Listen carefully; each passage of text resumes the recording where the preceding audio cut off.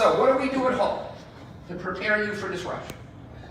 We try to bring the real world into the classroom. We try to give you a sense that what you're learning in the classroom applies the minute that you walk out of the classroom, okay?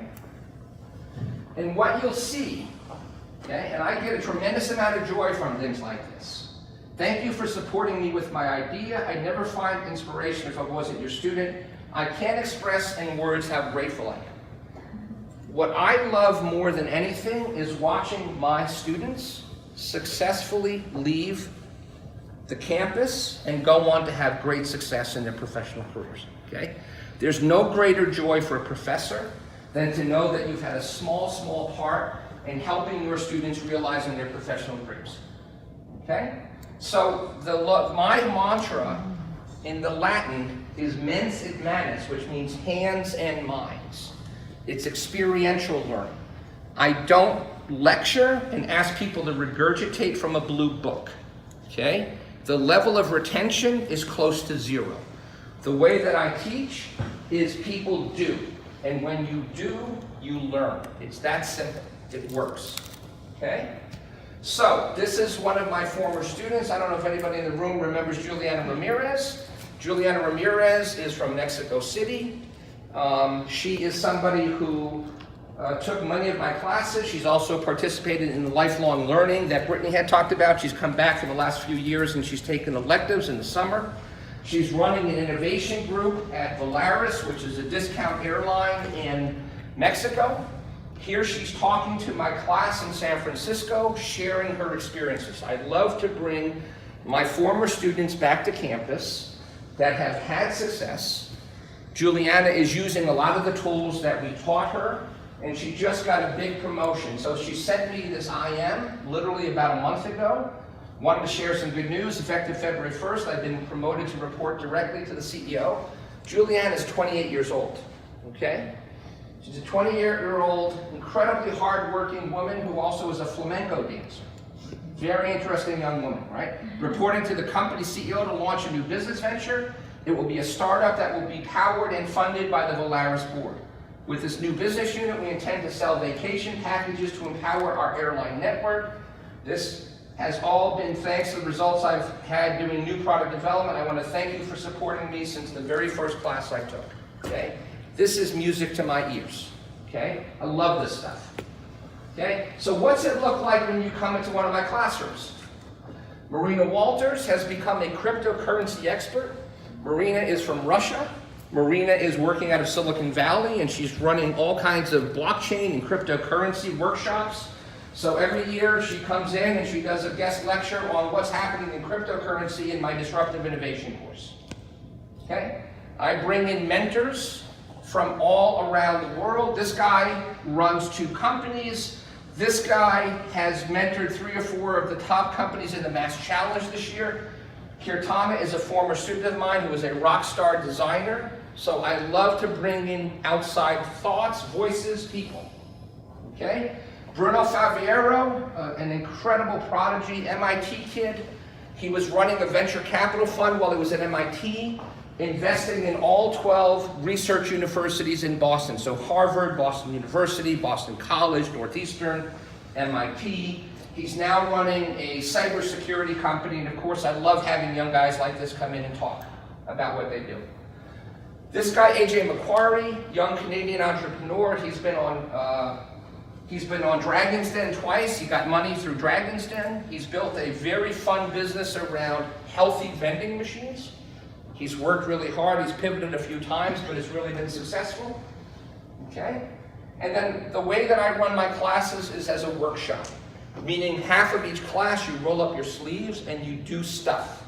So, one of the things that's very important is helping people create new products, right? The rate of failure of new products is 95%. How do you make the odds higher, right? First of all, you make something people want, okay? And so we spend a lot of time in the new product development class that I'm teaching right now, helping people move from what we think customers want, because you never know until you talk to them, to understanding what they really want, to understanding what you can actually build. And I bet you do this all the time in your telecom company, right? To finally get to that sweet spot which is where is the real opportunity. One of the things that is very important to communicate to students is that failure is not failing, failure is delay.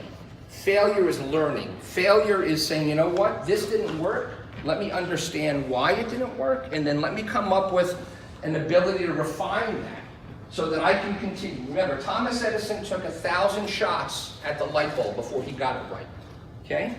Very important to convey. This is the first class where students were asked to do a simulation. They were asked to do a simulation on the food truck challenge, okay? And of course, they're having a lot of fun. You can see how deeply engaged they are, okay? I run, in my current course, students design digital products, which is pretty unusual in a master's in marketing course, but in their new product development course, they're creating digital products. So I ran a digital prototyping session, and I brought in 12 mentors. So Connor works with big brands around the world, and he's a digital prototyping expert, and here he's mentoring one of the teams, okay? So they're actually using their own hands to build digital prototypes using tools, which are very marketable skills, okay? So they're putting these are basically representations of iPhones. They're blocking out all the screens. What does the navigation look like on the screens? And then they have an app, and they start to actually create the screens in digital format on their laptops, okay? So, next week, this group of students will be presenting to a group of male and female venture capitalists and angel investors to get real-time feedback on how they did, okay? We bring in really interesting entrepreneurs. This is a foldable kayak. You can actually fold this thing up like a piece of origami. That's essentially what it was modeled after. And you can put it in your backpack and you can hike with it so you don't have to schlep it over your shoulder while you're walking through the woods, okay? And so students have a chance to go see how stuff like this actually happens in the real world. I run hackathons all the time. Last year I came down, Miriam invited me to a hackathon. I keynoted the hackathon, Nestle over by NYU, and the medical center there. I brought 25 of my students down from Holt, okay? And one of the teams wound up winning, okay? Using a lot of the tools that I taught them. They wound up winning in the health and wellness track, and they got a $5,000 stipend to work on their idea, okay? I also teach at MIT. I'm involved in their virtual reality hackathon. I've had a lot of students come by and participate. Some of them have won prizes. I run Open IDEO in Boston, which is a social impact organization, and we run these hackathons on campus. Socially conscious students come across and spend time, okay? And then even for my own company, I've run 2 hackathons on campus for my own startup. These are marketing challenges, these are strategy challenges. 144 students participate. Many of the winners, I give them money to work on their ideas. Some of them become interns, and 11 of them have become full-time employees of mine.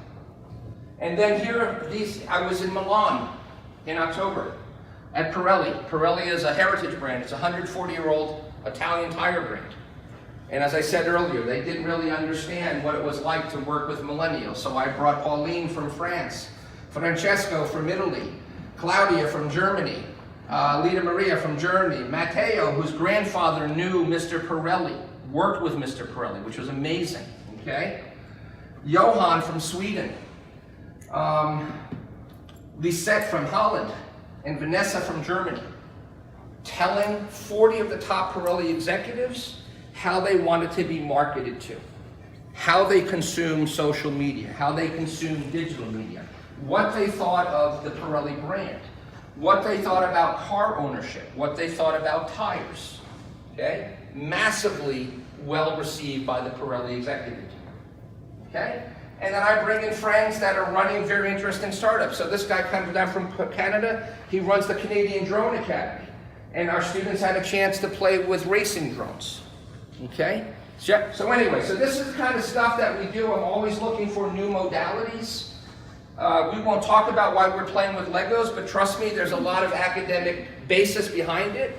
If you have to understand, when people play, they tap into their inner child, they tap into their creative self, and it allows for incredible breakthroughs in problem solving. So that's about it, and here they are proudly displaying their Lego business model designs, okay? So that's about it, okay? So Brittany, I'll give it back to you and take some questions.